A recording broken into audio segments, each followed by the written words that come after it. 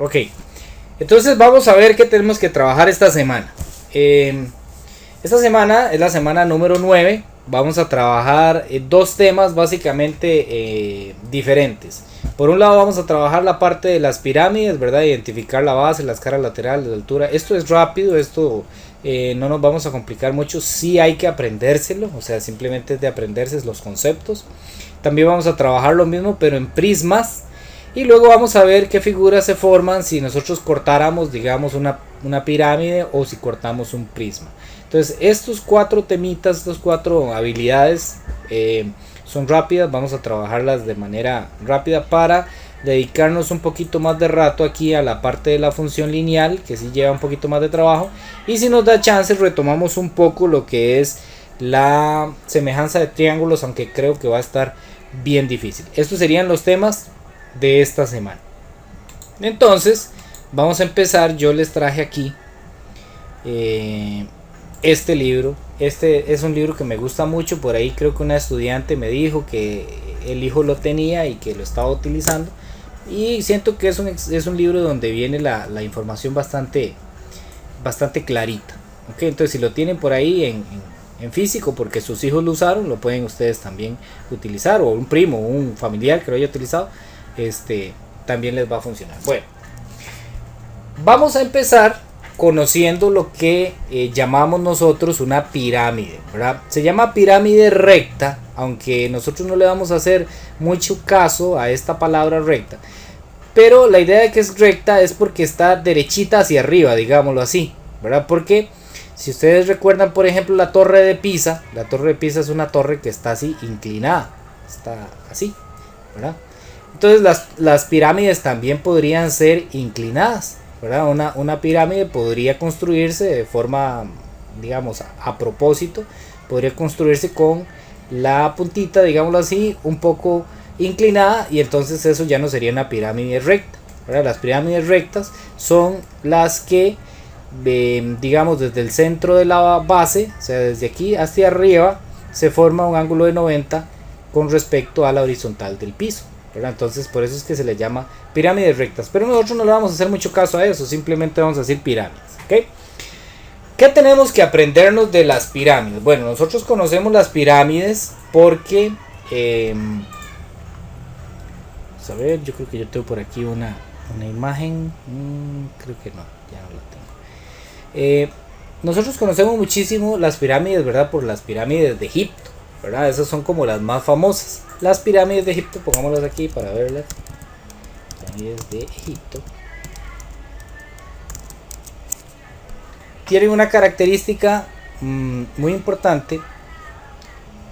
Es que me metí en la página y no lo puse en el buscador. Ay, qué raro, tengo un problema aquí de internet. Bueno, no vamos a poder observar. Las pirámides de Egipto tienen una característica muy interesante, y es que tienen, digámoslo así, la base es de 4 lados, no como esta que estamos viendo nosotros en la pantalla, que en este caso la base, si nosotros vemos, tiene un lado aquí, 2, 3, 4, 5, 6 lados. Entonces esta pirámide se dice que la base es hexagonal. Cuando tiene 6 lados se llama hexagonal. Las pirámides de Egipto no tienen 6 lados, sino que lo que tienen son 4, ¿verdad? Y son como las más famosas, donde nosotros siempre hemos escuchado y relacionamos esa palabra. Pero las pirámides aparecen en muchos otros lugares, ¿verdad? Nosotros normalmente las relacionamos con las pirámides de Egipto, pero se pueden ver mucho, por ejemplo, en las torres de los edificios. A veces se hacen de forma piramidal. Muchos de los adornos, por ejemplo, en los ¿cómo se llama? En los respaldares de las camas, a veces cuando tienen estos vigas, ¿verdad? Se hacen de forma piramidal para que tenga una forma más bonita, etcétera, ¿verdad? Entonces las pirámides realmente aparecen en muchos lados. Es una figura geométrica, digámoslo así, que le gusta a la gente en la arquitectura. Y vamos a definir sus partes, que realmente es lo que nos interesa. A nosotros como estudiantes de octavo, lo que realmente nos interesa es saber y conocer cómo se llaman cada una de las partes de la pirámide. Entonces, por ejemplo, aquí está muy clarito. Esta parte que está como un poco moradito, digámoslo así, la parte de abajo, esa se va a llamar la base. La base puede ser un polígono, o sea, una figura que puede tener 3 lados. Podría ser una base triangular, podría ser una base de 4 lados, como las pirámides de Egipto, puede tener 5, 6, 7 lados, etcétera, ¿verdad? Entonces la base no es que siempre tiene que ser la misma. Puede ser una figura, como les digo, de 3 lados en adelante. No puede tener solo 2 lados, porque si no, no se formaría la pirámide. Necesitamos por fuerza que tenga mínimo 3 lados. Entonces ya con eso definimos la base. Ya sabemos lo que es una base. Ahora, la altura. La altura de la pirámide no se va a medir por el costado. Eso se llama diferente. Ahorita vamos a ver cómo se llama eso. La altura de la pirámide es como que nosotros pudiéramos entrar a la pirámide, irnos hacia adentro y llegar hasta el centro de la pirámide. Imagínense que nosotros nos metemos ahí en las pirámides de Egipto y llegamos hasta el centro. Y ahí, en el centro, comenzamos a ver hacia arriba directamente hasta la punta, que la punta se llama cúspide o ápice, o también se le llama vértice, ¿verdad? Cúspide, ápice, son como los nombres más correctos, pero también se le llama vértice. Y nosotros vemos ahí desde el centro de la base hasta arriba, y esa va a formar la altura de la pirámide. Esa va a ser la altura. Cada una de las líneas, cualquiera de las líneas que forman la pirámide, ¿verdad? Ya sea el lado de aquí abajo o esta otra línea que viene aquí ascendiendo, todas esas líneas se llaman aristas, ¿ok? Todas esas se llaman aristas. Entonces, las que están en la base, para diferenciarlas, las llamamos arista basal. Entonces, una arista basal. Y las aristas que están cayendo, digámoslo así, desde la cúspide hacia abajo, las vamos a llamar aristas laterales. ¿Okay? Entonces, arista basal son las aristas de la base, y arista lateral van a ser las de los costados. Voy a ir borrando un poquitito de esto para no sobrecargar el dibujo. Ok, ¿qué otra parte tenemos que aprendernos nosotros de la pirámide? Tenemos que aprendernos que, vean esta línea amarilla que está aquí, que está con una flecha y dice que se llama apotema. La apotema es, yo me voy hacia la mitad del lado. ¿Okay? Aquí está este lado completito, desde aquí hasta aquí. Y yo me ubico en la pura mitad del lado. ¿Ok? En el puro centro del lado. Y ahí comienzo como a escalar. Yo siempre me he imaginado que es como que uno vaya subiendo ahí las graditas de la pirámide de Egipto, ¿verdad? Escalando, pero por el puro centro del lado hasta llegar arriba. Eso es lo que nosotros conocemos con el nombre de apotema de la pirámide. ¿Ok? Si solo dice apotema, entonces vamos a asumir que es la apotema de la pirámide. Porque existe otra apotema, que es la apotema de la base, que es que desde el centro, pero ahora adentro de la pirámide, yo me voy hasta el centro de un lado. Puede ser para acá, puede ser para acá. O sea, hay varias de estas, se pueden trazar para cualquier lado, ¿verdad? Entonces, si yo hago eso, si yo hago esa figura, esa línea, por ejemplo aquí, estoy en el centro y me voy hacia la mitad del lado, por la parte de la base, entonces vamos a tener una apotema. ¿De quién? De la base, una apotema basal. ¿Okay? Entonces, cuando solo dice apotema o dice apotema de la pirámide, es esta línea que va desde el medio de un lado hasta la cúspide. Esa es la apotema de la pirámide. Pero si dice apotema basal, entonces desde el centro de la pirámide abajo hasta el centro de alguno de los lados, ¿verdad? Se puede hacer para cualquier lado y todos van a ser iguales. Entonces vamos a buscarlas de esa manera. ¿Ok? Y por último nos falta uno de los conceptos muy sencillos, que es el concepto de vértice. Dijimos que la parte de arriba también se llama vértice. ¿Sí? ¿Por qué se llama vértice? Porque todos estos puntitos, este puntito de aquí, este puntito de acá, este otro y este, son vértices, ¿verdad? Donde lleguen dos lados, ahí se forma un vértice. Entonces todos estos son vértices. Cada uno de estos se llama vértice. También el de arriba se llama vértice, pero el vértice de arriba es un vértice especial porque es el que está en la pura cúspide, digámoslo así, de la pirámide, y por eso también se les da otro nombre, como el caso de cúspide o ápice. En otros años, lo que se ha hecho para evaluar este tipo de conceptos o de temas, lo que se hace es que se le da exactamente esta misma figura, pero sin los nombres, y se pone una rayita, ¿verdad? Como que esto no viniera aquí, y nada más viene la rayita. Entonces ustedes vienen, dicen esta flechita, ¿qué era lo que había que poner ahí? Entonces ustedes vienen y ponen cúspide. Esa es la forma en la que se ha preguntado muchas veces esto en años anteriores. Entonces eso es lo que ustedes tienen que aprenderse de la pirámide, ¿verdad? Cuáles son las partes.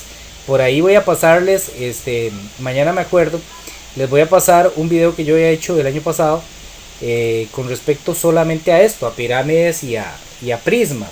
Porque vienen unos ejercicios muy bonitos que si tienen tiempo de hacerlo, va a venir ahí en internet y lo pueden ir completando y así de una vez practican si se aprenden estos conceptos o no.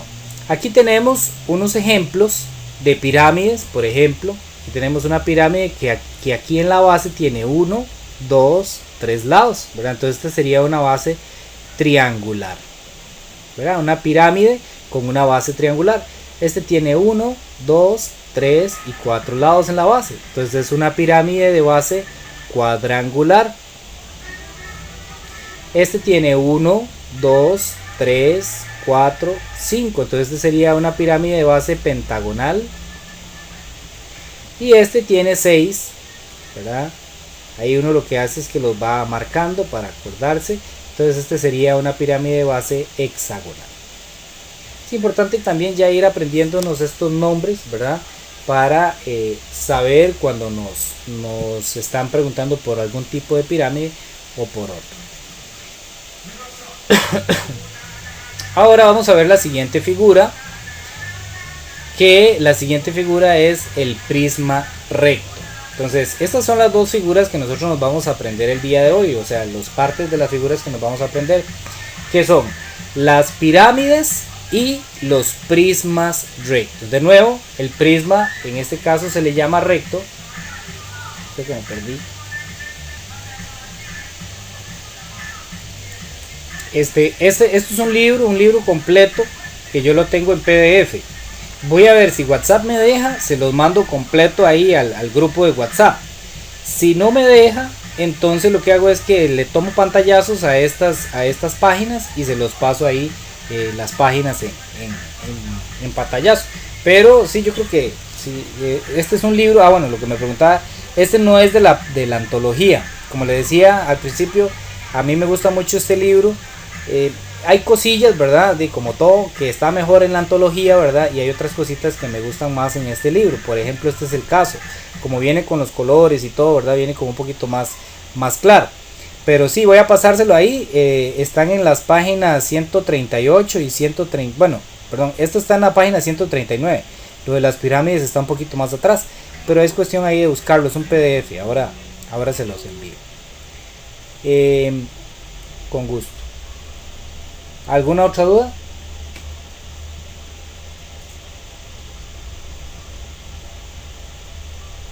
Ok, estamos bien. Entonces, ok, vamos a ver ahora el prisma. Bueno, los prismas sí todavía son como más usados, ¿verdad? En realidad que las pirámides. Porque, vamos a ver si aquí lo tengo. Es que yo tengo otra computadora ahí que no está como muy bien. Y hoy no estoy trabajando en esa. Y yo tenía unas imágenes muy bonitas que había sacado de prismas. No están en esta. Creí que estaba en esta. Bueno, los prismas nosotros los utilizamos muchísimo como cajas, ¿ok? Por ejemplo, veamos, vamos a ver si puedo ponerlo aquí. Caja en forma de prisma. Ok, si nosotros vemos este tipo de cajas que tengo aquí al lado derecho, son las cajas que nosotros usualmente trabajamos, ¿verdad? Tenemos esta cajita o tenemos esta otra caja que aparece aquí, o vean qué creativa esta caja, ¿verdad? Que es como en forma como de hexágono, esta en forma de pentágono, ¿verdad? Eso ya cuando son para regalillos, a veces utilizamos las cajas así un poquito más adornadas. Esta, digamos, sería una caja común y corriente. Entonces los prismas nosotros los utilizamos muchísimo. ¿verdad? Eso es lo que nunca los llamamos prisma, ¿verdad? Pero en realidad los prismas siempre los hemos trabajado, siempre han estado ahí en nuestra vida cotidiana y a cada rato aparecen. Por ejemplo, los borradores, yo siempre les doy el ejemplo del borrador ese que nosotros utilizamos, ¿verdad? Este tipo de borrador, ese tipo de borrador es un prisma, ¿verdad? Ahorita voy a definirles qué es un prisma, pero lo que quiero es que vean que son figuras que nosotros normalmente tenemos contacto con ellos y pues hace mucho tiempo que ya los estamos estudiando. Desde que somos chiquillos uno pasa jugando con los borradores y lo vuelve a ver y ve que tiene una cara arriba que es igual a la de abajo y lo toca, ¿verdad? Y entonces ya uno está como muy familiarizado. La palabra prisma uno siempre la asocia con un prisma que se utiliza para refractar la luz. Vamos a ver si lo busco. ¿Qué es este tipo de prisma, verdad? Ese es como cuando uno le dicen prisma, no sé por qué uno siempre asocia el prisma nada más a esta figura, que sí es un prisma, ¿verdad? Esta figura es un prisma que se usa, digamos, para como dividir los colores de la luz, ¿verdad? Por ejemplo, aquí lo hacen, ¿verdad? Para separar el azul, el verde, el amarillo. Ese tipo de prismas se utilizan mucho en todo lo que son los aparatos electrónicos que utilizan láser o que son ópticos, como por ejemplo los lectores de CD utilizan unos prismas pequeñitos, ¿verdad? Para hacer, no, en este caso no es para dividir la luz, sino más que todo para dirigirla, ¿verdad? Que viene en cierta dirección y para cambiarle la dirección hacia otro lado. Pero nosotros siempre nos acordamos, ¿verdad? Cuando hablan de prisma nos acordamos de esa figura. Y esa figura, si nosotros nos ponemos a ver también, la figura de un prisma, la utilizamos muchísimo cuando dibujábamos, que estábamos en la escuela. Bueno, yo nunca fui muy buen dibujante, pero cuando estábamos en la escuela y dibujábamos como el techo de una casa, ¿verdad? Dibujábamos algo así. Y en realidad esa figura, ¿verdad? Si le hago aquí esta parte de atrás, es un prisma. Entonces, los prismas nosotros los hemos trabajado muchísimo, ya los hemos tocado, ya hemos jugado con ellos y pues es algo que siempre ha estado en nuestra vida cotidiana. Entonces, ¿qué partes tenemos que aprendernos de los prismas? Bueno, en este caso tenemos un prisma que en la base, ¿verdad? La que va a definir cuántas caras tiene, cuántas caras laterales, en la base en este caso tenemos un pentágono. ¿Cómo saberlo, verdad? Lo vamos anotando. Que tiene un lado, dos lados, 3, 4 y 5, ¿verdad? Cuando tiene 5 se llama pentágono. Eso se va a repetir abajo y arriba, ¿verdad? Entonces aquí tiene 1, 2, 3, 4, 5 lados. Van a ser iguales. La base de abajo y la base de arriba van a ser iguales porque nosotros solo vemos prismas, digámoslo así, que sean regulares. O sea, que la parte de abajo sea exactamente igual a la parte de arriba. Los rectángulos que se forman en las caras laterales, o sea, los rectángulos que forman como las tapas, ¿verdad? A eso le vamos a llamar cara lateral. Entonces eso es lo que vamos a llamar como caras o caras laterales, ¿verdad? Cuando hablemos de caras o de caras laterales, sabemos que van a ser estos rectángulos que se forman a los costados. Y lo interesante es que no importa la cantidad de lados que tenga la base, por ejemplo aquí tenemos un prisma triangular. Vean que las caras laterales, o sea esta tapita aquí como del frente, es un rectángulo y siempre van a ser rectángulos, ¿okay?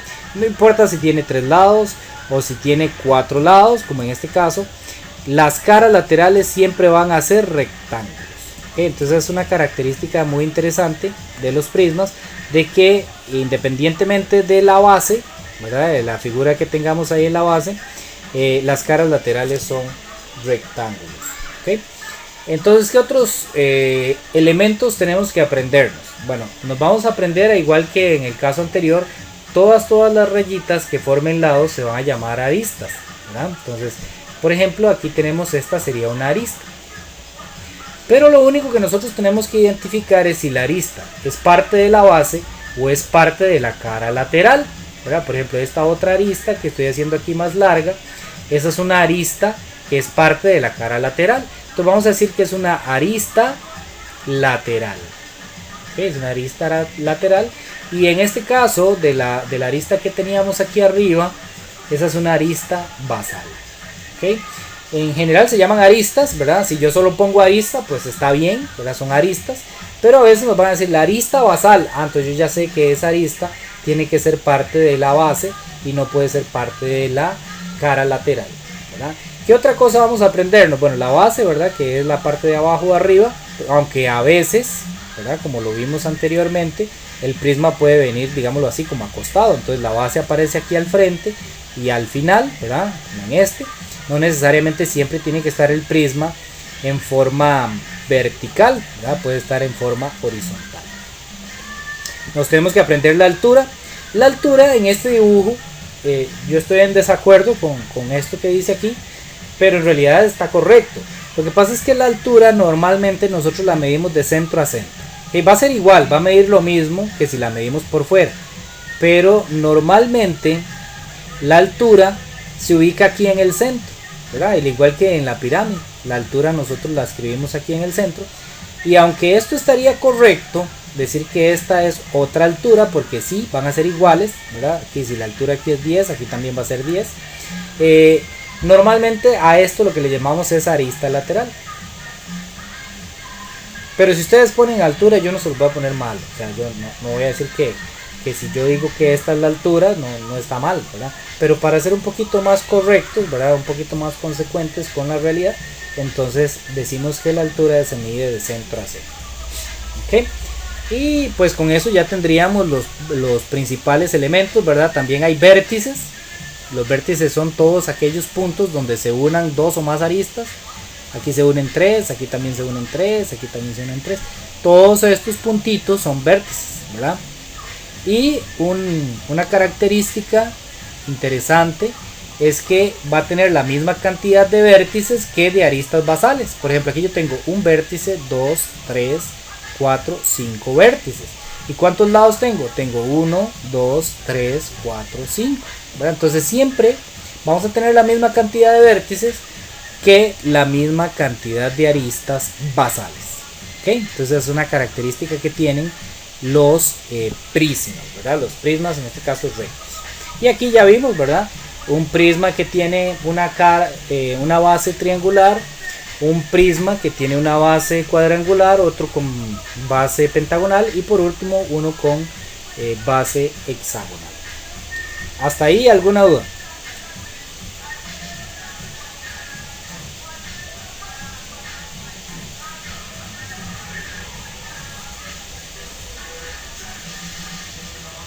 ¿Estamos claros? Aquí el vecino puso un escándalo ahí, no sé si ustedes oyen un musicón, pero es que el vecino tiene ahí, está como inyectado. Entonces, ¿qué vamos a ver?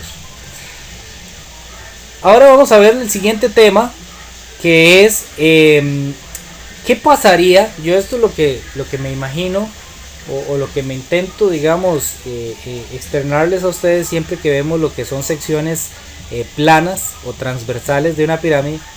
Es como decir que nosotros tengamos esta pirámide, pero yo me la imagino como si fuera de un material suavecito, ¿verdad? Como que yo llegue y tenga, digámoslo así, un machete. Vamos a ver si me imagino aquí un machete. Yo no soy muy buen dibujante, pero digamos que aquí tenemos un machetillo y le meto un machetazo así y lo corto, ¿verdad? Como tratar de cortarlo lo más plano posible. Entonces, si yo hago ese corte con ese machetazo ahí, le pego ese machetazo, ¿qué me quedaría en la puntita, digamos, de esa pirámide? ¿Qué me quedaría? Y a eso es lo que nosotros conocemos con el nombre de sección plana. O sea, si yo lo hago recto, ¿verdad? Si yo hago el corte bien recto, lo que se me va a quedar, ya arrancándole esta parte de aquí arriba, ya lo macheteé, lo que me va a quedar ahí es un triángulo si la pirámide es triangular. Si la pirámide es rectangular, entonces yo vengo y lo corto, entonces ¿qué me va a quedar arriba? Me va a quedar una pirámide con una parte plana, una sección arriba plana, que va a ser de la misma forma que la base, ¿verdad? Va a ser un cuadrado, en este caso un rectángulo.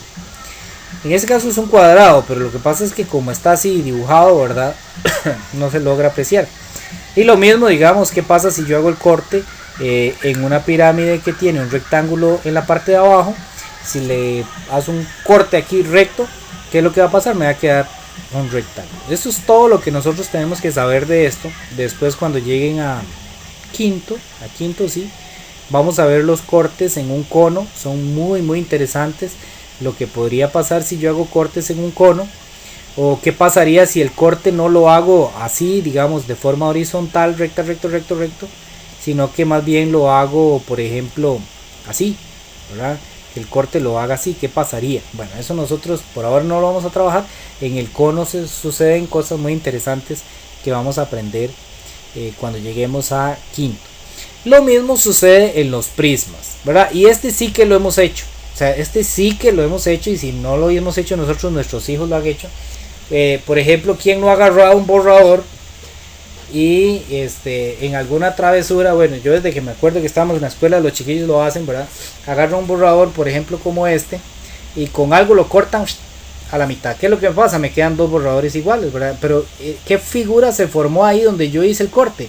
De ahí, si lo hice bien rectito, me queda una sección plana. Por ejemplo, en construcción, para aquellos que trabajamos en algún momento en construcción, si yo agarro un purlin, ¿verdad? Si yo agarro un purlin y hago el corte recto, la figura que me queda es exactamente igual a la que yo tenía anteriormente, nada más que un poco más pequeña, ¿verdad? Por ejemplo, un purlincillo de esos que son de tubo cuadrado, yo lo agarro y lo corto y lo trato de cortar recto, y me va a quedar igual la misma figura aquí que la figura que tenía arriba, ¿verdad? Que es justamente lo que se trata, porque si no, más bien el corte quedaría mal hecho. También hay tubillos, ¿verdad? Que son así como en forma de triángulo, ¿verdad? No son exactamente como en forma de triángulo, sino como escuadras, son, digámoslo así, no tienen esta parte de aquí. Pero si uno hace ese corte, pasa exactamente lo mismo, me queda la misma figura. ¿Qué pasa si lo corto aquí recto, uno que sea rectángulo? Pues me va a suceder lo mismo, ¿verdad? Esto sí lo hemos hecho muchas veces. En pirámides no, porque las pirámides nosotros no las hemos trabajado, no las hemos tocado tanto. Ahora, por cierto, hay una moda ahí de hacer unas figuritas de unas pirámides, ¿verdad? Como en epoxi, en ese tipo de material. Y digamos, ahí ya podría uno haber manipulado un poquito más las pirámides. Pero la realidad es que las pirámides no las trabajamos tanto como si los prismas, ¿verdad? Los prismas sí lo hemos trabajado por montones. Y ya nos podemos dar una idea de qué sucede, ¿verdad? Si yo hago un corte ahí. Bueno, eso es lo que nosotros necesitamos saber. Ahora, aquí vienen algunos problemas, pero en realidad los problemas de que cuánto mide la base, que cuánto mide la altura y todo eso, y el perímetro, eso nos toca verlo en noveno, ¿verdad? Aquí vienen como adicionales, y ahí también en la plataforma vienen como adicionales, pero no se deben evaluar. Creo que no vienen ninguna práctica, me corrigen si me equivoco. Pero si vienen con medidas y eso, no es algo que nosotros nos debemos trabajar, ¿verdad? Eso no es tema de octavo, eso lo trabajamos en noveno, y en noveno pues ahí lo vamos a explicar. Ok, vamos a ir al segundo tema. Bueno, no sé si alguien tiene una duda hasta ahí. Ok, buena pregunta. Sí, entiendo la pregunta. Sí, la altura siempre va a ser de base a base, ¿verdad? O sea, de un triángulo hasta el otro triángulo. Nosotros esa altura la podríamos medir por aquí, por afuera, como les decía. O sea, yo puedo medir esta línea. ¿Cuánto mide esta línea desde aquí hasta acá? Y ya esa va a ser la altura. Aunque esté acostado, digamos, aunque esté en forma horizontal, esa va a ser la altura. Pareciera, digamos, que va en contra de lo que nosotros entendemos como altura. Pero así se define en prismas. O sea, la altura, lo que nosotros vamos a entender como altura en un prisma, independientemente de si está horizontal o verticalmente, es la medida que hay desde una de las caras hasta la otra cara, hasta la otra base. O sea, desde una de las bases hasta la otra base. Entonces este está acostado, aquí está horizontal, pero la altura sigue siendo esta línea, ¿verdad? Esa es la idea.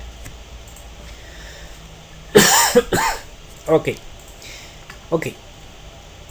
Entonces, vamos a ver, por aquí yo tenía...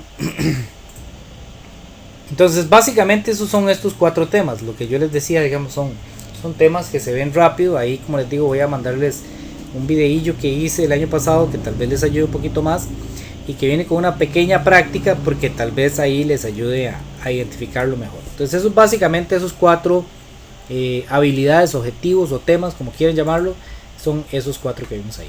Ahora, ¿qué nos queda para esta semana? Bueno, vamos a hablar de lo que son las funciones lineales, ¿verdad? La palabra clave aquí de este tema es función lineal. Si ustedes quieren investigar más y conocer más de lo que obviamente que en el ratito que nos alcanza aquí para trabajar, entonces ponen ahí en internet función lineal y ya ahí les va a aparecer toda la temática con respecto a esa habilidad. Porque si nosotros nos centramos aquí y igual a x más b, pues probablemente eso no nos aporta mucho y no nos dice mucho. Entonces vamos a ir de nuevo aquí al libro y vamos a ir a la parte de funciones lineales. Bueno, antes de eso quiero ver ahí en la plataforma viene esta pequeña presentación que nos da como una breve introducción a lo que es la función lineal. Entonces quiero que la trabajemos un momentito, nada más para hacer como una introducción al tema. Que ahí está, función lineal. Bueno, la función lineal, y aquí vamos a empezar a trabajar algo muy lindo. Yo creo que es de las cosas que más aportan en matemática ya en temas un poquito más avanzados, son las funciones, ¿verdad? Ve que aquí ya viene un dibujo y viene una rayita en azul. Todas las funciones, siempre que diga función, cualquier función es una línea que se puede dibujar en un plano cartesiano. Recordemos que esto, donde yo tengo aquí dos rectas numéricas, una horizontal y otra vertical, eso se recibe el nombre de plano cartesiano, ¿verdad? Entonces, cuando yo hablo de una función, de cualquier función, hay muchas funciones. Tenemos función lineal, función cuadrática, función exponencial, función logarítmica, etcétera. Hay muchas funciones. Esas funciones se pueden dibujar en el plano cartesiano de alguna manera.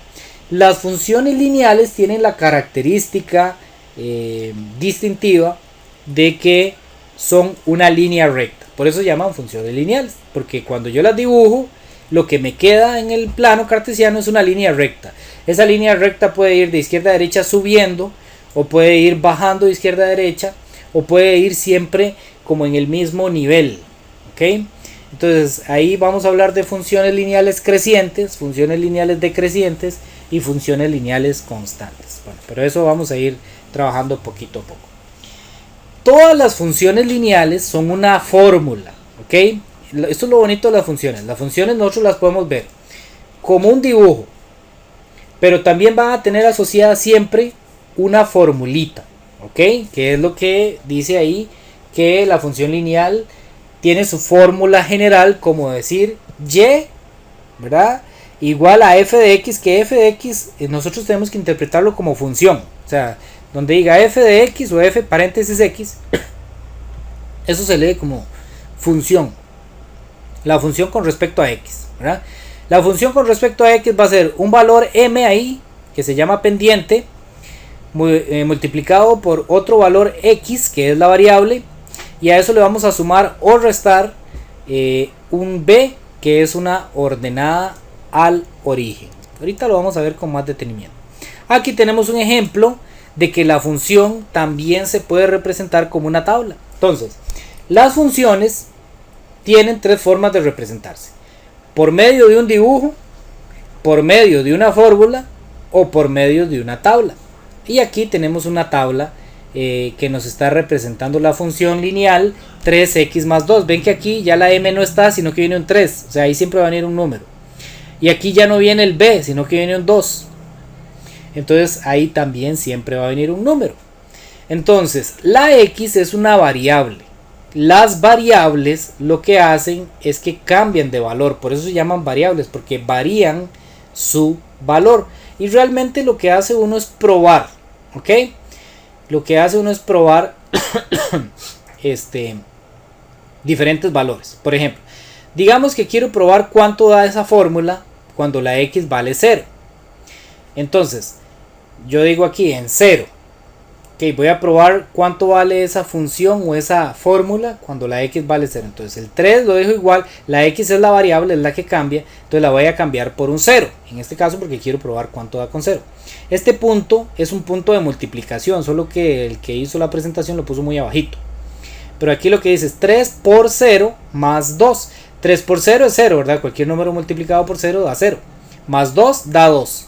Entonces quiere decir que cuando yo uso 0, el resultado es 2. Por eso aquí ponemos el par ordenado 0,2.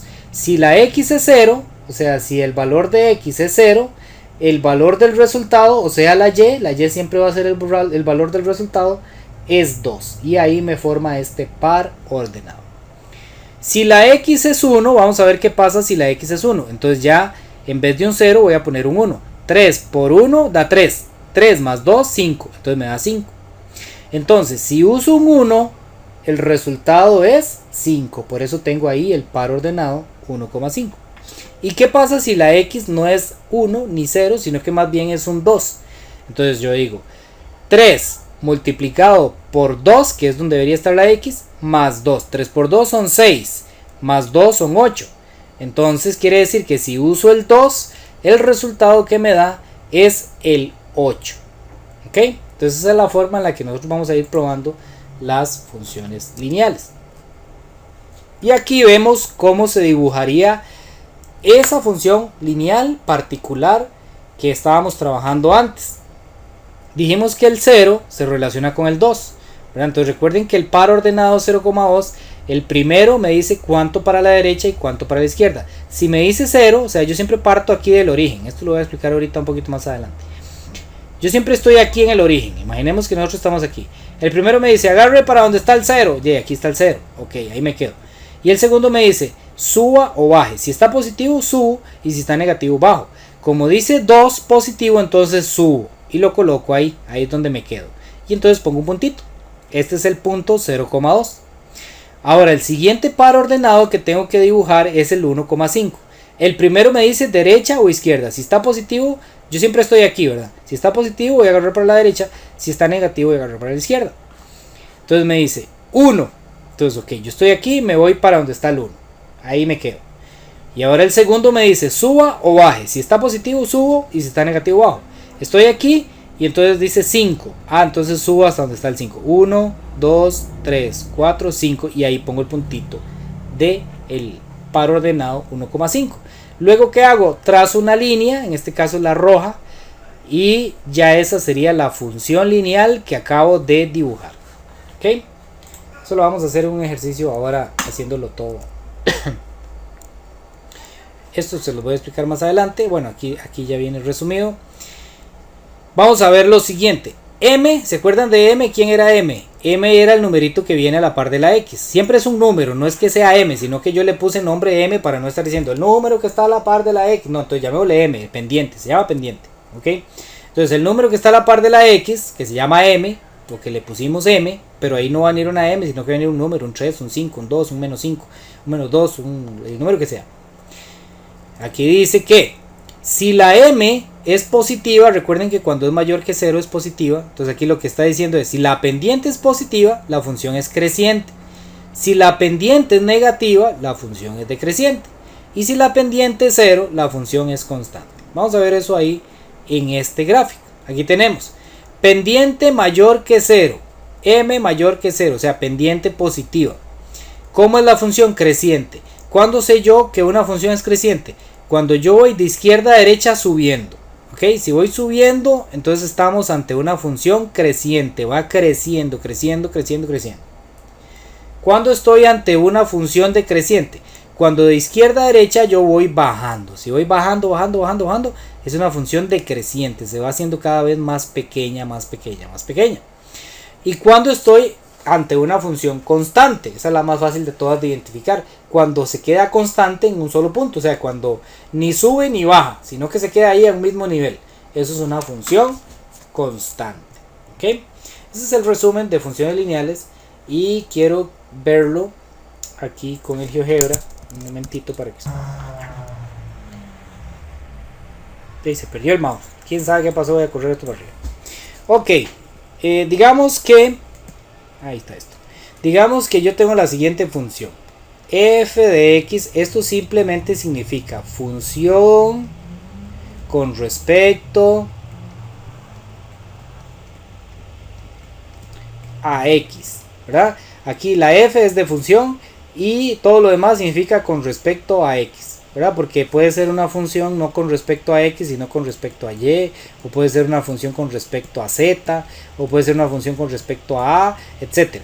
Lo normal, lo que ustedes siempre van a ver, es que la función va a venir con respecto a x. Y si yo ya tengo, por ejemplo, esta función 3x más 1, por decir algo, y quiero poner otra función, entonces para identificarlas yo no voy a poner f de x, sino que le voy a cambiar la letra para decir que es otra, ¿verdad? Que no es la misma, pero sigue siendo función con respecto a x. Y entonces le llamo g de x, digamos menos 2x menos, me voy a poner un más para que vean que eso no afecta, más 4. Entonces yo tengo esas dos funciones. ¿Qué se les va a pedir a ustedes? ¿Ok? Por ejemplo, se les va a preguntar si la función es creciente, decreciente o constante, ¿verdad? Esa podría ser una pregunta que se les haga, que yo les diga, esta función, la función f de x, es una función creciente o es una función decreciente. Y ustedes dirán, profesor, pero antes lo vimos en el dibujo sí estaba muy fácil, ahí se veía que se iba creciendo o iba bajando. ¿Cómo voy a saber yo si es creciente o es decreciente? Así. Ok, el truco es fijarse en el numerito que está a la par de la x, que se llama m, ¿verdad? Que le llamamos pendiente. El truco es fijarse en ese para saber si es creciente o es decreciente. Si el número está positivo, entonces la función es creciente. Vemos que aquí m es positivo. ¿Por qué? Porque m es igual a 3. 3 es positivo. En matemáticas no se escribe m es positivo, no se escribe esto, sino que se escribe m es mayor que 0. Eso significa que sea positivo. Entonces, cuando m es positivo o cuando m es mayor que 0, la función es creciente. Entonces ya, con solo ver ese número, sin ver el resto, no me interesa el resto, con solo ver ese número y ya sé que es creciente. Entonces, bajo ese mismo criterio, yo me fijo aquí y digo, bueno, esta función será creciente, decreciente o constante. Entonces yo digo, ¿cómo es m? M es negativo, ¿verdad? Porque es menos 2 y menos 2 está negativo. En matemáticas no se escribe esto, m es negativo, no, se pone m es menor que 0. ¿Ok? M es menor que 0 significa m es negativo. Entonces, m es negativo, ok, entonces la función ¿quién? La función g, ¿verdad? Para referirnos a esta y no a esta f. La función g es decreciente. ¿Ok? La única forma de que una función, ya no la vamos a llamar ni f ni g, sino que la vamos a llamar h para ponerle otro nombre, de que una función sea decreciente es que venga algo así, 0x más 3, por ejemplo. Entonces yo me fijo en m.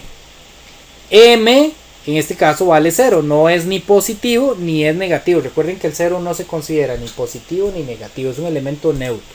Entonces m es 0.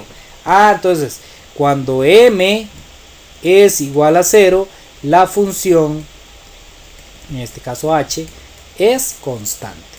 Lo que pasa es que esto nunca va a venir así en nuestros ejercicios. Esto nunca va a venir así, porque vamos a ver, si aquí me están diciendo 0x, ¿verdad? Me están diciendo ninguna x, ¿verdad? Como que me digan, es que yo tengo 0 Ferraris. O sea, ¿para qué estoy diciendo Ferraris? Porque si no tengo nada, no tengo Ferraris, ¿verdad? No tengo nada, no tengo ningún Ferrari.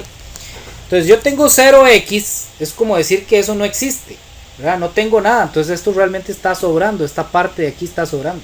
Entonces esta función, como nosotros no la vamos a encontrar en los ejercicios, es así, sin la x, ¿verdad? Porque no vamos a poner 0x, ¿para qué vamos a poner 0x si estoy diciendo 0 de nada? O sea, no estoy teniendo ninguna x. 0x es como no escribirla, y lo correcto es no escribirla, se pone así, nada más se pone el 3 positivo. ¿Por qué no puse el más? Porque cuando viene solito no hace falta poner el más, ¿verdad? Cuando viene de primero o viene solito no hace falta poner el más, pero ya sabemos que este 3 es positivo, ahí está positivo. ¿Qué es lo que hicimos? Borramos esta parte. ¿Por qué? Porque no era necesaria, no estaba aportando nada, y en matemáticas amamos quitar lo que estorba, ¿verdad? Tratamos siempre de simplificar a más no poder las funciones para que no aparezca aquella parte que está sobrando, que no está aportando nada. Ok. Entonces eso sería algo que nos pueden preguntar acerca de funciones, cuando una función es creciente, cuando una función es decreciente. Otra cosa que nos pueden preguntar, y voy a utilizar estas mismas tres funciones para que ustedes vean cómo se trabajan. Voy a reescribir la misma que pusimos antes, f de x igual a 3x más 1. Me pueden preguntar, bueno, ok, ya tienen esa función f de x 3 más 1, construya una tabla, construya la representación tabular, se llama tabla. Construya la representación tabular de f de x. Ok, entonces si me dicen eso, muy sencillo. ¿Qué es lo que voy a hacer yo? Voy a construir la siguiente tabla. Voy a poner en el renglón de arriba x y en el renglón de abajo y. Esto se puede hacer en diferentes disposiciones. A mí me gusta mucho hacerla así, horizontal. Arriba el x, abajo el y. Y en la parte de arriba yo me voy a inventar los números que más me gusten. ¿Ok? Los números que más me gusten. Para funciones lineales con 2 son suficientes. Pero aquí voy a hacerlo varias veces para que ustedes me entiendan cuál es el procedimiento. Yo siempre les recomiendo utilizar números cercanos al 0. ¿Por qué? Ustedes pueden usar el número que quieran aquí arriba. Pueden poner raíz de 2 si quieren. O pueden poner 1000. O pueden poner 1,75, 75, 75. Ustedes pueden poner el número que quieran. Lo que pasa es que mientras más enredado sea el número que nosotros ponemos, pues más difícil se nos va a hacer la respuesta. Entonces lo más fácil para nosotros es escribir números cercanos al 0, porque los números y los resultados que me van a dar son bastante sencillos. Entonces, ¿qué es lo que vamos a hacer? Lo primero que vamos a hacer es decir, vamos a probar la función en el primer número que está aquí. Vamos a probar la función en menos 2. ¿Okay? Cuando yo escribo esto así, lo que estoy diciendo es voy a evaluar o voy a probar esa función en menos 2. La voy a evaluar, voy a ver cuánto da. Entonces la función es así, 3x más 1. Pero para evaluarla, yo lo que voy a hacer es que, bueno, voy a escribirlo aquí grande. La función original es así, 3x más 1. Yo lo que tengo que tener presente siempre es que aquí entre el 3 y la x, vean que no hay ninguna operación, no hay un más, no hay un menos, no hay un dividido, no hay un por, no se ve ninguna operación. Entonces siempre que haya un número y una letra juntos, ahí lo que hay es un por, siempre, ¿ok? Pero yo quiero evaluar la menos 2, entonces lo que voy a hacer es que este menos 2 lo voy a ir y lo voy a sustituir por esa x que está ahí, la voy a cambiar, esa x la voy a quitar, no la voy a escribir, y de una vez voy a enseñarles una práctica buenísima en matemáticas, porque esto lo van a seguir haciendo todos los años ustedes. Cuando yo voy a hacer una sustitución, aquí está el por, voy a poner entre paréntesis el número que estoy sustituyendo. O sea, ahí debería estar la x, ¿verdad? Pero yo agarré, ahí debería estar la x, pero yo la agarré y la quité, la borré, y aquí voy a poner el valor que estoy evaluando. Entonces, en vez de la x, pongo paréntesis, el número que estoy evaluando y cierro paréntesis. Esa es una práctica muy recomendable, porque cuando nos venimos a la calculadora, yo voy a agarrar nada más esta parte de aquí y me voy a meter en la calculadora y voy a fijarme cuánto da. Entonces yo vengo y pongo así como está ahí, 3 paréntesis menos 2 paréntesis. Bueno, si quieren pueden poner el por, la calculadora ya lo agarra cuando ponemos paréntesis. 3 por paréntesis menos 2 paréntesis más 1 y le doy igual. Entonces me dice que esto me da igual a menos 5. Ok, da menos 5. Entonces yo aquí debajo del 2, porque era con el que estaba trabajando, pongo menos 5. Vamos a ponerlo en otro color. Aquí, menos 5. El resultado fue menos 5. Ahora voy a hacer exactamente lo mismo, pero con el 1. Entonces voy a evaluar la función ya no en menos 2, sino en menos 1. Entonces pongo 3, aquí debería estar la x, pero no, voy a poner menos 1 encerrado entre paréntesis y más 1. Me vengo a la calculadora, si ustedes tienen de esta científica, entonces quitamos eso, ponemos un 1, le doy igual.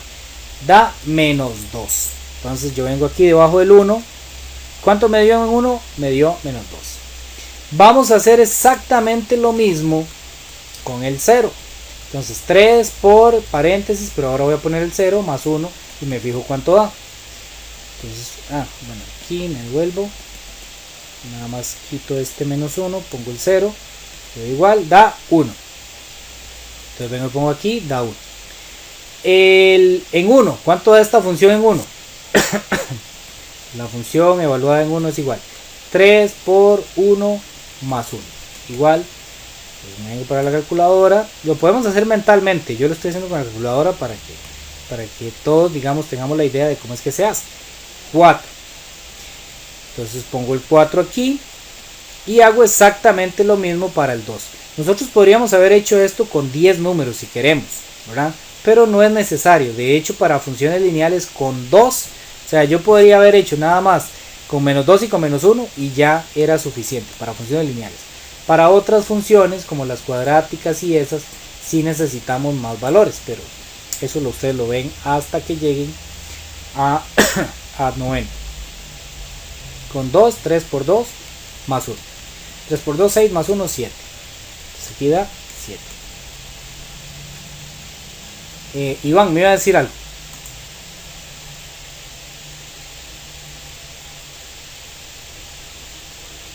Ok. No, en esta, digamos, a mí o a ustedes, digamos, siempre le van a dar la función original, digámoslo así, de la que ustedes tienen que trabajar. Ve que aquí viene un 3, pero ese se lo dieron. Y aquí viene un más 1, pero ese también se lo dieron. Podría ser que no venga 3x más 1. Ahora vamos a hacer otro ejemplo.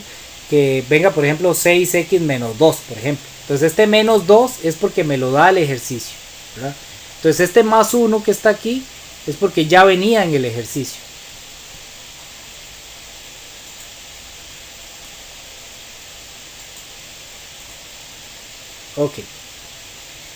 Ok, entonces ya una vez que yo tengo esta tabla, ya construí ya la representación tabular. Entonces si a ustedes les piden que construya la representación tabular, es esto.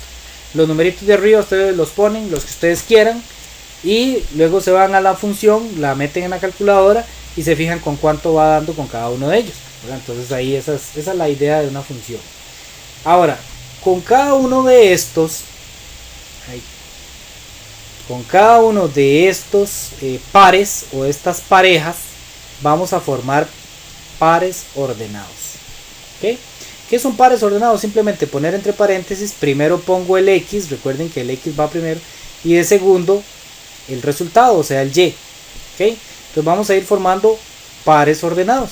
Menos 1 va con menos 2. Y primero se pone el menos 1 y de segundo el menos 2, porque siempre va de primero el x y de segundo el y. Después 0 con 1. ¿Cuál otro par ordenado tenemos? 1 con 4. ¿Y cuál otro par ordenado tenemos? 2 con 7. Okay. ¿Qué vamos a hacer con esos pares ordenados? Vamos a construir la representación gráfica y vamos a ponerlo aquí así para que podamos ver los pares ordenados. Voy a subirle un poquito aquí el tamaño a la letra para que se vea, y voy a quitar la cuadrícula para que se vea nada más,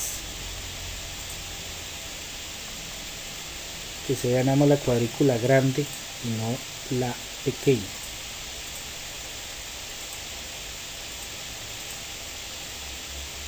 Un poquito más de color negro. Ahí yo creo que se ve bien. Ok.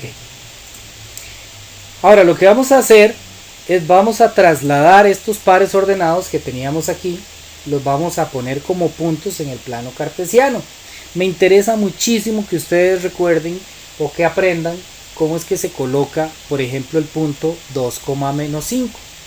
Entonces vamos a ubicar el punto 2, menos 5.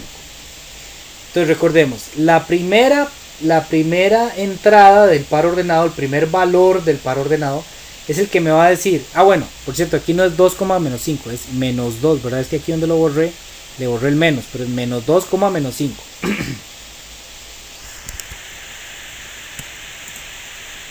Menos 2, menos 5. ¿Cómo pongo menos 2, menos 5? Ok, el primer valor, el menos 2, me va a decir, yo siempre voy a estar aquí en el centro, ¿verdad? Siempre voy a imaginarme que yo ahí estoy en el centro. Voy a hacer esto un poquito más grande. Bueno, no, porque no me llega el menos 5. Ahí. Yo siempre me voy a imaginar que yo estoy aquí y me dan dos indicaciones. Una es que agarre para la izquierda o para la derecha. Y la otra es que a partir de donde quede, suba o baje. Eso se tratan los pares ordenados. Entonces yo estoy en el centro y me dice menos 2. El primero me dice menos 2. O sea, me vengo a donde está el menos 2 ahí a la izquierda. Entonces me quedo aquí donde está el menos 2 a la izquierda. Y ahora sí, ¿cuál es la siguiente instrucción? Menos 5. Entonces de ahí donde yo estoy, voy a comenzar a bajar y bajar y bajar y bajar hasta llegar al menos 5. Ahí, en ese lugar donde llegué, aquí voy a poner un punto. ¿Ok? Entonces ya ahí puse el punto. Menos 2, menos 5. ¿Ok? Vean lo que aquí en la vista algebraica nos dice menos 2, menos 5. Luego el siguiente punto que tengo que ubicar es el menos 1, menos 2. Entonces de nuevo yo me vuelvo al centro. Estoy en el centro. Me dice menos 1, menos 2. Entonces el primero me dice si tengo que ir hacia la izquierda o hacia la derecha. Como es menos 1, entonces me voy a la izquierda. Ok, ya estoy ahí. ¿Qué hago ahora? Menos 2. Entonces bajo hasta donde está el menos 2 y ahí pongo un punto. Ya tenemos el valor menos 1, menos 2. Ahora, ¿cuál es el siguiente punto que tenemos que ubicar? El 0,1. ¿Ok? Entonces el primero me dice izquierda o derecha. Pero cuando me dice 0, entonces lo que me dice es quédese quietico. Quédese ahí donde está. Ok, entonces 0 es quedarme ahí donde estoy. Bueno, me quedo ahí donde estoy. Y ahora sí, ¿qué más hago? La segunda indicación es 1. O sea, subo hasta donde está el 1. Entonces ese es el 0,1. El siguiente es 1,4 y el siguiente 2,7. Voy a ponerlos aquí en la orillita para que se vean. El siguiente es 1,4 y el que seguiría 2,7. Bueno, aquí está. Entonces vamos a ir al GeoGebra. Tengo tanta cosa abierta aquí que ya no se ve. El siguiente sería 1,4. Entonces el primero me dice 1, o sea, me voy para donde está el 1. Ahora sí, 4, o sea, subo hasta donde está el 4. Ahí. Y ahí está el 1,4. Voy a correr esto para que se vea el 7. Y de nuevo vuelvo al centro. Y el último me dice 2,7. Entonces 2 y subo hasta el 7. Y aquí tengo que poner el 2,7. Entonces yo ya tengo los puntos de esa función. Ahí están los 5 puntos que yo averigüé. Como les decía, esto no es necesario hacer tantos puntos. Nada más necesitamos hacer 2. ¿Por qué? Porque yo hago una línea por 2 puntos y por defecto, digámoslo así, va a ir pasando por encima de todos los demás. ¿Ok? Entonces, si yo averiguo más puntos, esos puntos van a ir quedando ahí en esa línea que tenemos o que se ve ahí. Voy a ponerla de otro color para que se vea más clarito. Ahí está como en un rojo. ¿Ok? Esa línea es la función que nosotros estábamos definiendo. Y si nosotros la vemos, si aquí digamos fuera un carrito y lo montamos aquí en esta parte de la función, ¿qué iría haciendo ese carrito de izquierda a derecha? Iría subiendo, por lo tanto esta es una función creciente, ¿verdad? Que era lo que habíamos dicho al principio. Ajá, sí, lo que pasa es que ahí... Ok. Entonces tenemos esa función, en este caso 3x más 1, que es una función creciente y ya encontramos la representación tabular. Habíamos visto otro ejemplo, pero este lo voy a hacer más cortito, que es menos 2x más 4. Entonces por aquí me dicen construya la tabla de la función gx igual a menos 2x más 4. Entonces como ya vimos, no es necesario hacer tantos puntos. Entonces yo lo que voy a hacer es que de nuevo voy a hacer la tabla. Voy a utilizar 2 puntos nada más. Los más fáciles siempre son el 0 y el 1. Entonces en la parte de arriba voy a poner el x y abajo el y. Entonces aquí voy a decir, bueno, voy a probar la función. En este caso no es una función llamada f, sino que es una función llamada g. Voy a probar la función g en 0. En este caso la función es 2x más 4. ¿Ok? Pero yo quiero saber cuánto da en 0. Entonces no voy a poner la x, sino que la voy a cambiar. La voy a sustituir por 0 encerrado entre paréntesis. Y aquí siempre van por. Entonces yo me vengo a la calculadora y voy a meter esto en la calculadora a ver cuánto da esa función si la sustituyo con un 0. Entonces menos 2 paréntesis 0 más 4 le doy igual. Y me da en este caso 4. ¿Verdad? 4. ¿Ok? Y quiero saber, bueno, aquí pongo el 4. En 0 me dio 4. Y entonces la pregunta sería ahora, ¿cuánto me daría esa misma función, pero usando, en vez de un 0, usando un 1? ¿Cuánto me daría usando un 1? Entonces me vengo aquí a la calculadora, hago exactamente lo mismo, pero en vez del 0, pongo un 1, y le doy igual, y me da 2. Y vean qué bonito lo que pasó, esto me gusta. Con 0 me dio 4. Con 1, 1 es más grande que 0, ¿verdad? Con 1, de uno esperaría que me dé más grande, pues si con 0 da 4, entonces con 1 debería dar más que 4, pero no. Esta función con 1, que es más grande que 0, me dio 2, o sea, más pequeñito. Ahí nos damos cuenta que la función va haciéndose pequeñita, o sea, va decreciendo, ¿verdad? Entonces esa es la característica, porque si nosotros lo vemos aquí, por ejemplo, en 0 dio 1. En 1, que es más grande que 0, me dio 4, o sea, se fue haciendo más grande. En 2, que es más grande que 1, me dio 7, se fue haciendo más grande. Entonces esta es una función creciente. Pero aquí lo que está pasando es al revés. En 0 me dio 4. Y en 1, que se supone que es más grande que 0, me dio 2, que es más pequeño. Entonces esto es una función decreciente. Ahí nos damos cuenta que es una función decreciente. Ahora vamos a dibujarla. En este caso tenemos dos pares ordenados, el 0,4 y el otro par ordenado es el 1,2. Entonces vamos a dibujarla en la vista gráfica aquí, para que ustedes vean cómo quedaría esa función. Voy a quitar estos y ahorita los comparamos, para que vean cómo se pondría. En 0, el primer punto me dice 0,4. Entonces cuando el primer valor es 0, lo que me dice es quédese ahí, queditito. Ya, estoy en 0, no me muevo. Y ahora sí, suba hasta el 4. Entonces subo hasta el 4. Ahí está, ese es el punto 0,4. Y el segundo punto es 1,2. Entonces me dice, vaya hacia el 1, aquí estoy en el 1. Y ahora ¿qué hago? Subo hasta el 2. Subo hasta el 2, ahí está el 1,2. Ahora vamos a hacer una recta que pase por esos dos puntos. Y ahí tendríamos la función lineal. Es una línea recta. Pero en este caso, si yo pongo aquí en la parte más izquierda de la función un carrito, ¿qué haría ese carrito? Si se lo monto en la recta, se iría para abajo, para abajo, para abajo, para abajo. Entonces es una función decreciente. Ok, hasta ahí alguna duda. Ok, buena pregunta. Si a usted lo que le preguntan es que construya la tabla, ¿verdad? Que construya la tabla. Normalmente lo que pasa es que uno como profesor ya le pone los numeritos de arriba. A veces le pone 3, a veces le pone 4. Normalmente uno se los pone. Si no se los ponen y queda, digamos, a criterio suyo, entonces puede usar 2. O sea, lo mínimo que puede usar son 2. No puede poner solo 1. Entonces, lo mínimo que puede usar son 2. Si ya quiere poner 3 o 4 o 5, ya eso es gusto de cada uno. Pero normalmente lo mínimo que se pide son 2. Nada más con 2 ya está bueno. Y muchas veces lo que pasa es que uno como profesor se la da. O sea, uno, digamos, yo le digo a ustedes así. Haga la tabla para la función, digamos, menos 6x más 4. Pero yo ya les doy la tabla. O sea, yo les digo así. X y Y. Y entonces aquí le pongo 0, 1 y 2. Y ahora sí, ustedes lo que tienen que hacer es averiguar cuánto valen esos numeritos ahí abajo, ¿verdad? Pero yo se la doy así, es para que ustedes la completen. Muchas veces lo hacemos así.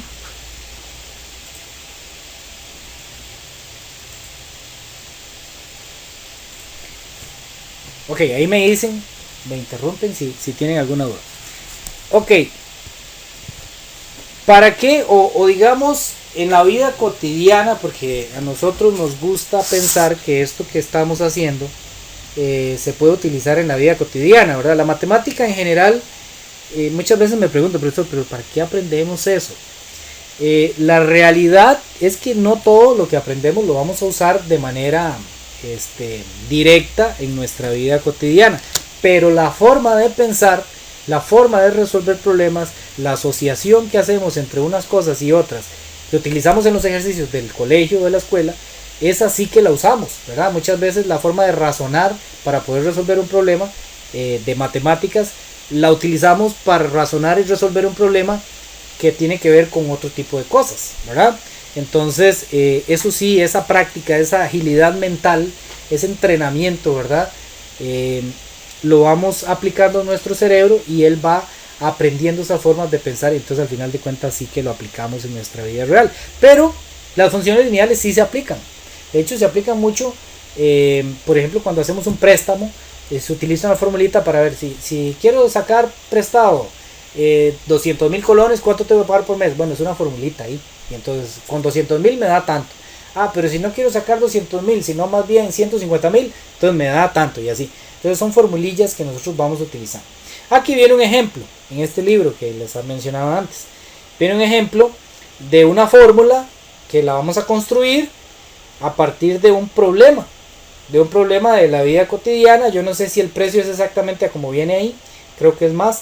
Pero digamos sí se utiliza en nuestra vida cotidiana. Dice, la tarifa de un taxi es de 570 por el primer kilómetro, ¿verdad? Ustedes han visto que usted se monta en un taxi y se bajó a los 200 metros, ellos le van a cobrar cierta cantidad fija, ¿verdad? Aunque no haya llegado al kilómetro.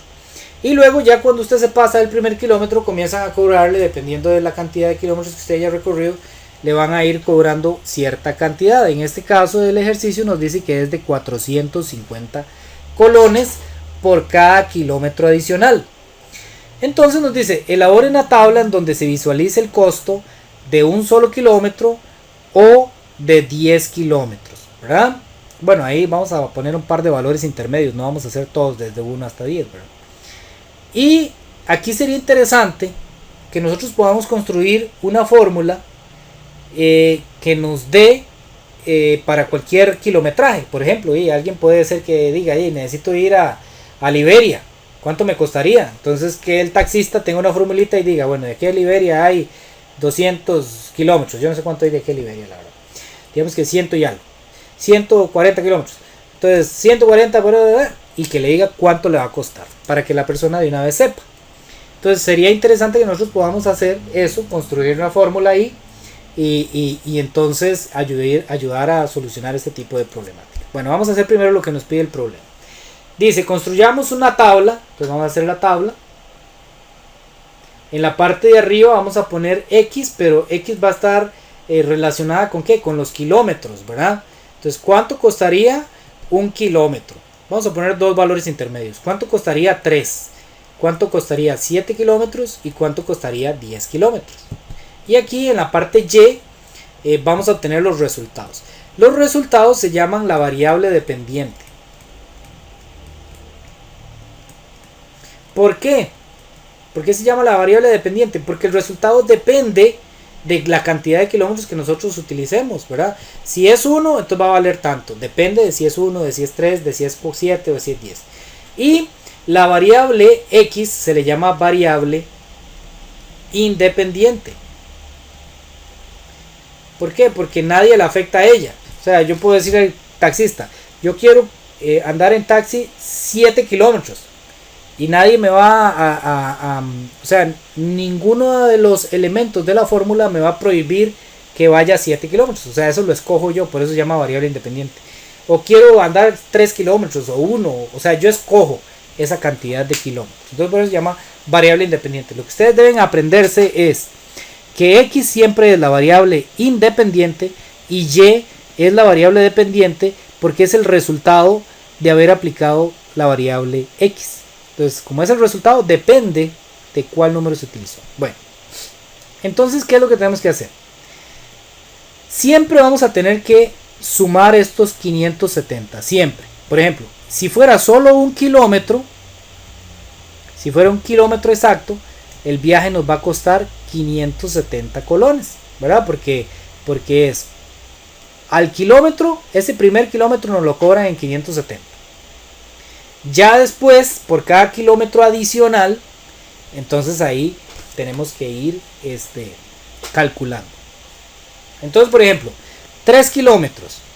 3 kilómetros, el primer kilómetro nos costaría 570 el primer kilómetro.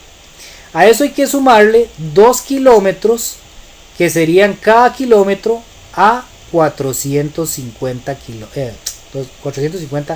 colones, ¿verdad? Entonces, un kilómetro el primero nos cuesta 570 y luego cada kilómetro adicional nos va a costar 450 colones. Entonces, ¿cuánto nos costaría esto? Bueno, sería 500.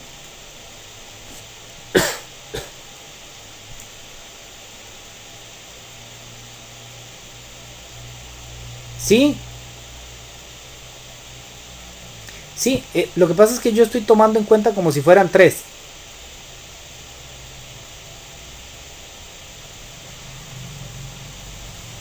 ¿Me explico? No. O sea, digamos, quiero saber cuánto cuestan 3 kilómetros, ¿verdad? El primero de fijo me va a costar 570. O sea, ya de los 3 que yo quiero saber cuánto me cuestan, el primero cuesta 570 colones. Ok, entonces quedan 2 adicionales que van a ser de 450. Entonces yo lo que voy a hacer es esta operación. A 570 que me costó el primero le voy a sumar 2 kilómetros de 450 cada uno. Bueno, 450 hagámoslo aquí mentalmente para ir practicando eso también, cálculo mental. 450 por 2 es 900.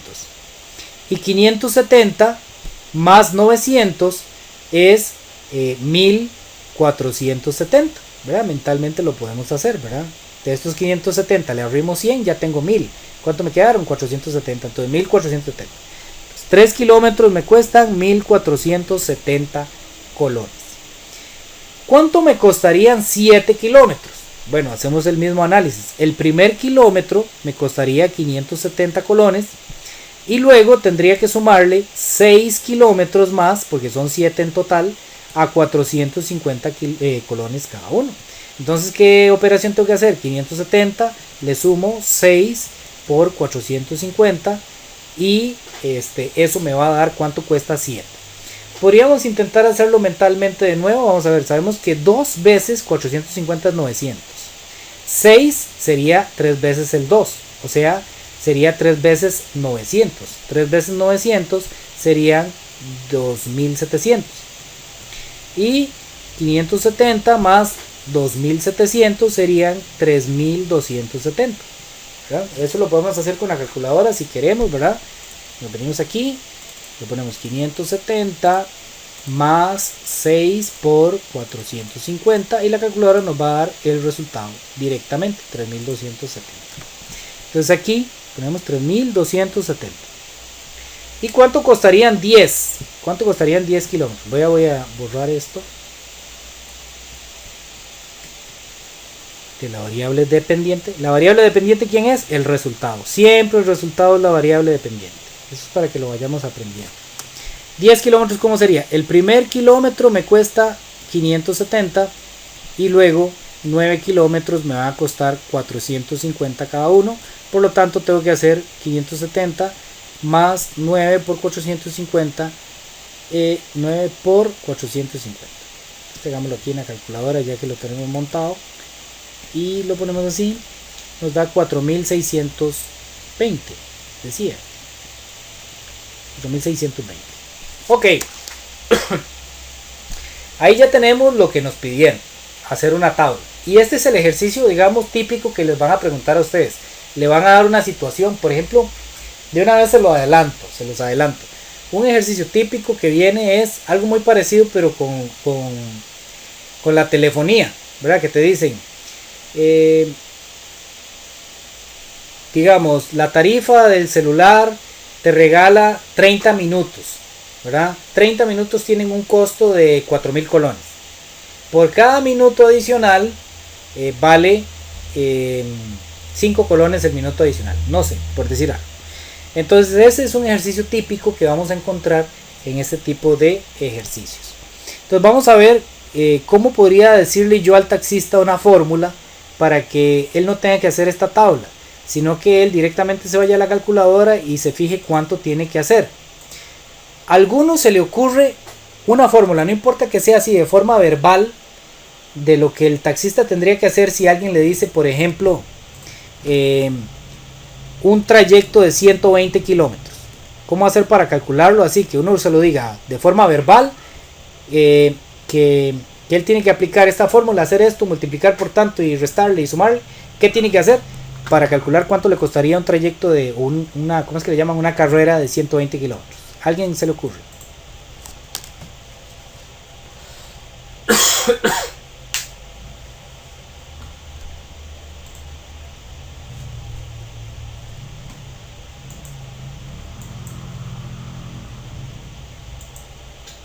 Muy bien, muy bien. Me habló José David, ¿verdad? Eh, ¿Alguien está de acuerdo con José David o tiene algún otro pensamiento? Veo que Johnny tiene la mano levantada.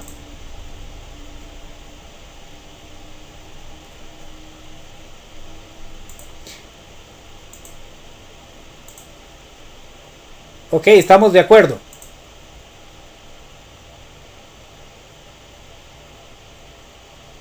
Ok, entonces sí, está bien, está correcto, justamente esa es la idea que le tenemos que decir. Pasándolo ya a fórmula, o sea, para pasarlo ya al lenguaje matemático, lo que tenemos que decirle es lo siguiente.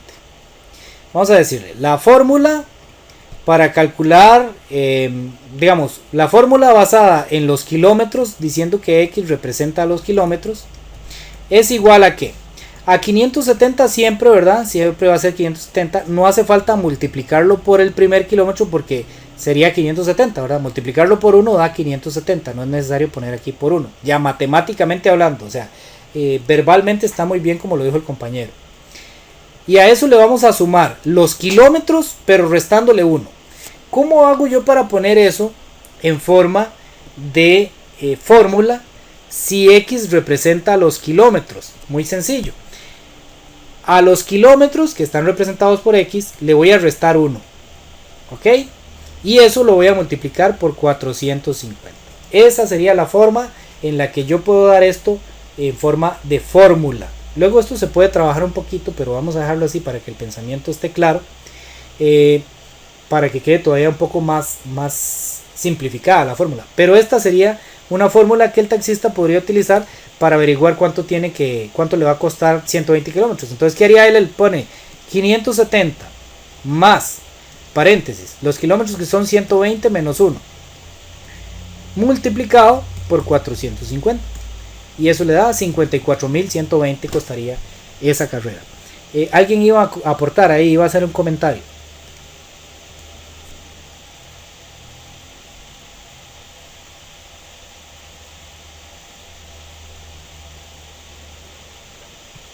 Ok, muy bien. Ese detalle es importantísimo. ¿Por qué?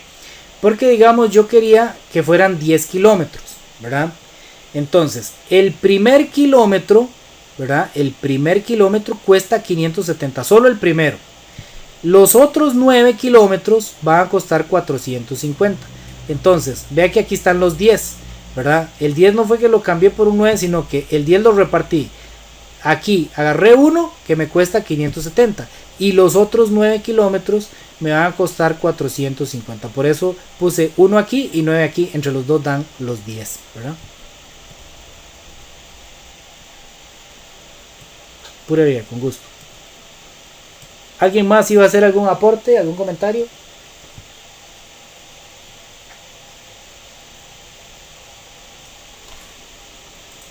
Ok.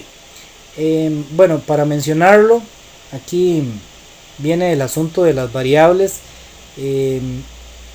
Bueno, voy a hacer rápidamente el ejercicio porque vean, no es por soplarles problemas que pueden venir, pero este es típico. Digamos que la tarifa telefónica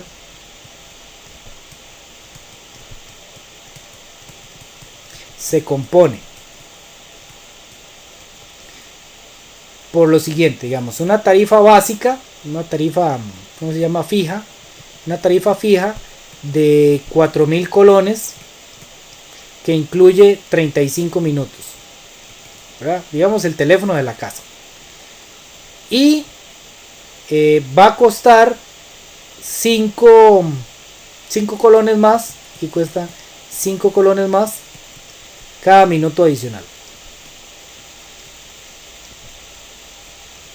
Entonces esto es algo parecido a lo que hemos venido haciendo en el ejercicio anterior. Entonces digamos que a ustedes le dicen, bueno, construya una formulita. Digamos, le pueden preguntar lo siguiente: ¿cuánto cuesta 1 hora y media de uso? 1 hora y media de uso. ¿Cuánto le costaría a una persona? ¿Cuánto le costaría a una persona 3 horas de uso del teléfono? ¿Verdad? Y que podamos construir una fórmula que me sirva para cualquier cantidad de minutos, ¿verdad? Aquí hay una trampa. La trampa principal es que la tarifa fija que nos dice viene en minutos, y en el problema me están dando en horas, 1 hora y media, 3 horas. Entonces, ¿qué es lo primero que tengo que hacer yo? Lo primero que tengo que hacer es convertir 1 hora y media a minutos y 3 horas a minutos para no tener problemas con diferencias de unidades. Entonces, 1 hora y 30 minutos, nosotros sabemos que son 90 minutos en total. ¿Cuántos serían 3 horas si lo convierto a minutos? ¿Quién me puede decir?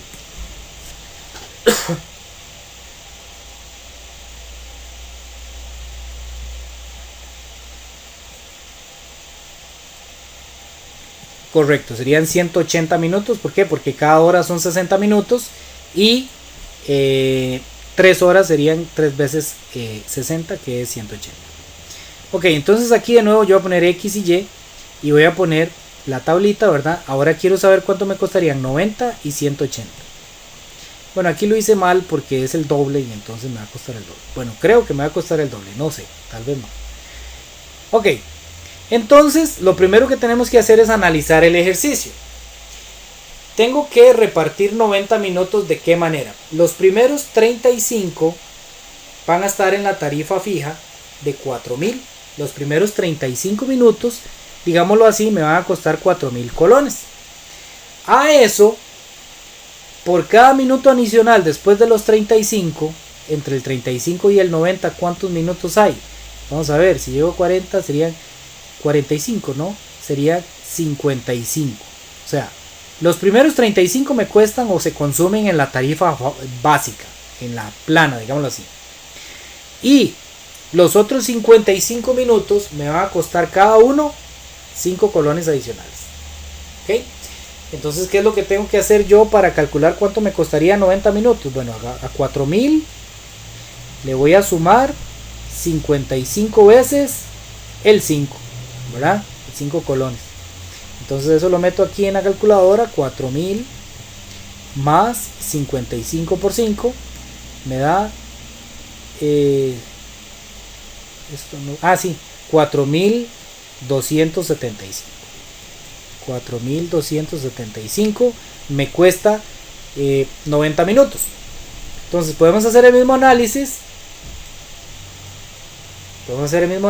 Para 180 minutos. ¿Cómo sería para 180 minutos? Los primeros 35 se consumen en la tarifa fija de 4000 colones. Y el restante, si no estoy seguro cuánto es, simplemente agarro y hago 180, le resto 35. O sea, hay 145 minutos que voy a gastar de 5 colones cada uno. Entonces hago exactamente la misma operación que antes. 4000 le voy a sumar 145 por 5. En este caso me da 4725, me costaría 180 minutos. Ven que no es el doble. En un principio creí que era el doble porque 180 es el doble de 90, pero en este caso no es una situación proporcional, entonces no necesariamente es el doble. Ahora sí, si la empresa quiere saber cuál es una fórmula que le podría utilizar ellos para calcular no 180 o 90, sino cualquier cantidad de minutos, ¿qué le podríamos decir nosotros? ¿Cuál fórmula podemos utilizar para que ellos puedan calcular cualquier cantidad de minutos? No necesariamente la fórmula, sino en palabras, ¿verdad? Pero en palabras así, de forma textual, que le digan, bueno, usted lo que tiene que hacer es la cantidad de minutos, le hace esto y lo multiplica por tanto. Y más o menos, pero digamos así, verbalmente. O sea, como que usted le tenga que explicar al gerente de la telefónica. Usted lo que tiene que decirle es, digamos, él no entiende mucho de variables, ni de X ni de Y, sino que usted lo que le tiene que decir, vea, 4000 eso va a ser fijo. Entonces la cantidad de minutos que sea, no me importa cuál cantidad de minutos, usted lo que tiene que hacer es sumarle, restarle, multiplicarle, lo que sea, y lo que le da lo multiplica por tanto. ¿Cómo le podríamos explicar nosotros algo así? Como dijimos antes, ¿verdad? Con respecto a los kilómetros recorridos, ¿verdad? Del ejercicio anterior. Como explicarle así verbalmente qué tiene que hacer para que ya luego los ingenieros de ellos pues hagan la fórmula. Excelente, eso justamente es lo que hay que decirle a la empresa telefónica, exactamente. La cantidad de minutos es X, ¿verdad? Entonces ya ahí sí lo vamos a poder pasar a fórmula. Entonces, ¿qué es lo que estamos diciendo? A la cantidad de minutos le resta 35. ¿Eso qué le da? O sea, esta cantidad de X menos 35, voy a ponerlo aquí más en clarito. A la cantidad de minutos le resto 35, son los minutos restantes, ¿verdad? A eso los voy a multiplicar por 5. Y además tengo que sumarle los 4000 que ya estaban, ¿verdad? De la tarifa fija de los 35 minutos. Entonces aquí yo ya tengo la fórmula. Esta fórmula me sirve. Esta fórmula me sirve para cualquier cantidad de minutos y me va a dar el valor correcto. Digamos que una persona gastó 250 minutos. Entonces, ¿qué es lo que tiene que hacer la empresa? Simplemente vienen y utilizan esta fórmula que no vi quién fue el que me dijo. Johnny. Sí, creo que fue Johnny. Que Johnny nos acaba de mencionar. Entonces, ¿qué es lo que hay que hacer? Simplemente agarrar el 4000, le sumo la cantidad de minutos que queremos saber, que en este momento era 250, le voy a restar 35 y lo que me da lo multiplico por 5. Entonces esa persona tiene que pagar 5075 colones. Entonces justamente esto son los ejercicios que nosotros vamos a trabajar un poquito ahí con respecto a funciones lineales. Van a venir de gran variedad, ¿verdad? No es que siempre van a ser de taxis o de telefónicas, o sea, siempre van a venir de diferentes ejercicios, pero más o menos todos se van a resolver utilizando esta lógica que acabamos de aplicar. ¿Alguna duda, algún comentario ya para ir cerrando la clase del día de hoy?